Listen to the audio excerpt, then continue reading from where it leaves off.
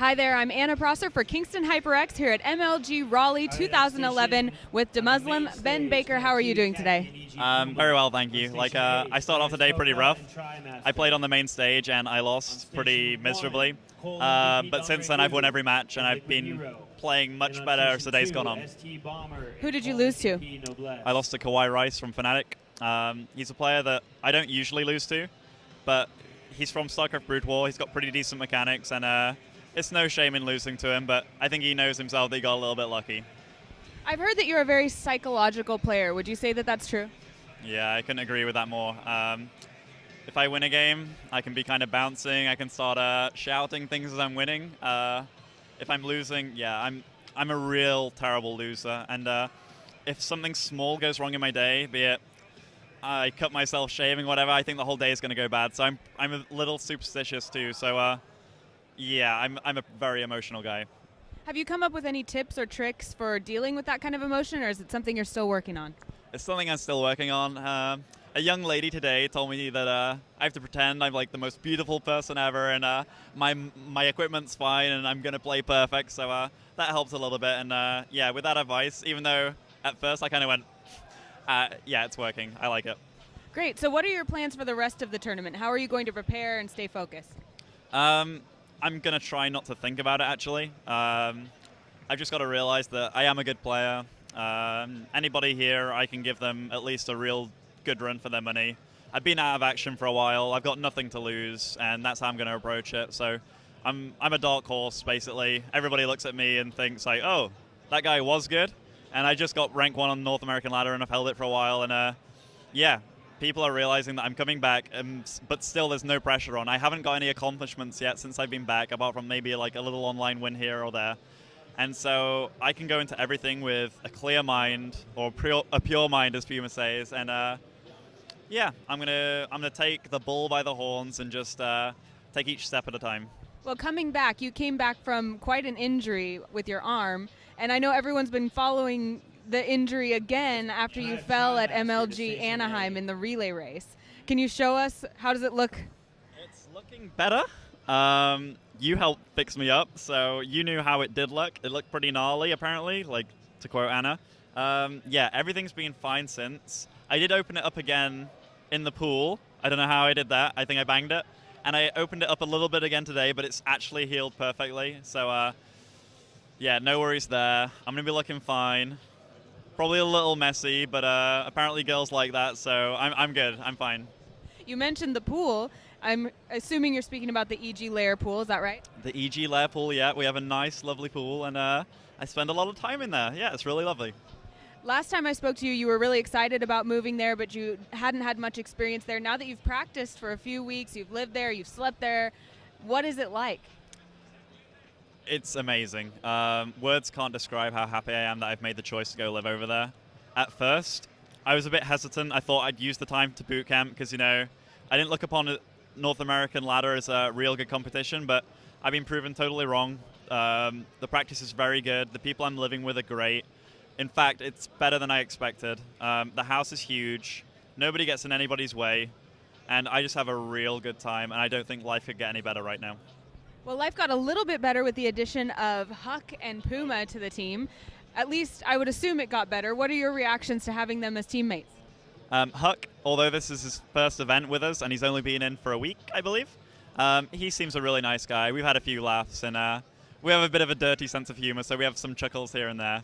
Puma, on the other hand, he's such a sweetheart. I mean, there's nothing wrong about that guy. At first, he seemed a little nervous because he's English. He doesn't have the biggest vocabulary, but, you know, he's like the baby of the house, you know.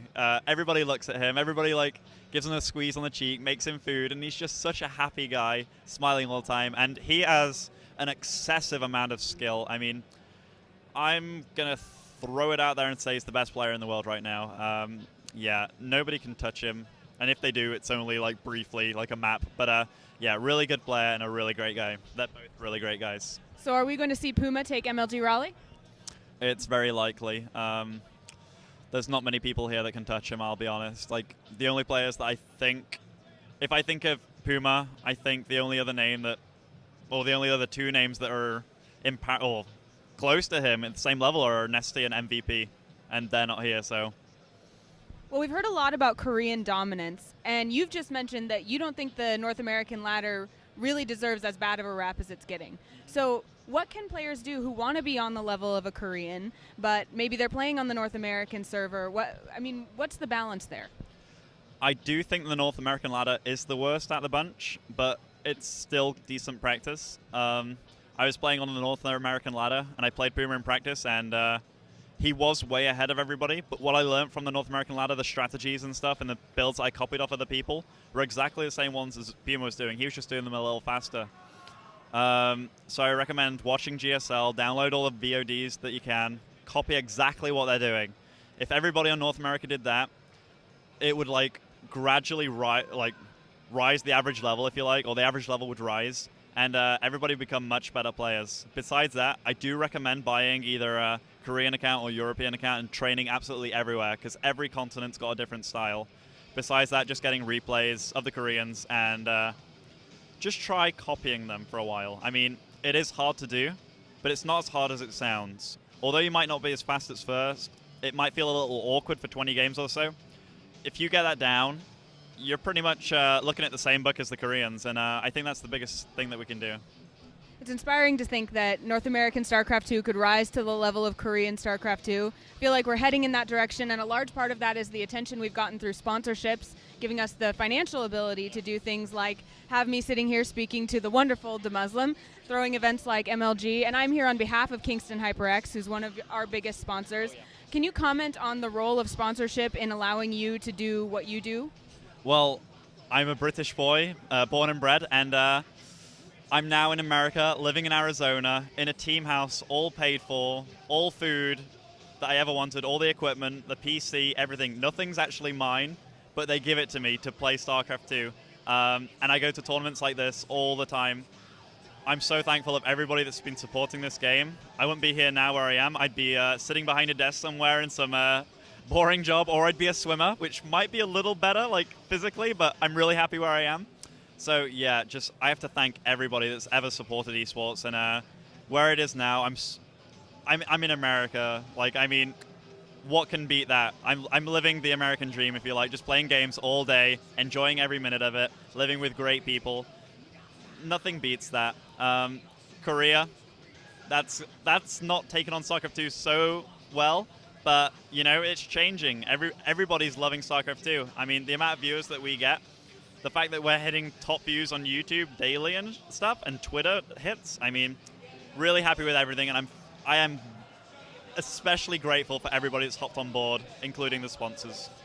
Well, I'm glad you're not a swimmer, as you seem to have a problem with opening your elbow up in pools, but I am thankful for all the sponsors, especially to Kingston HyperX for bringing me here to MLG Raleigh. Are there any thank yous or shout outs you want to give before we sign off?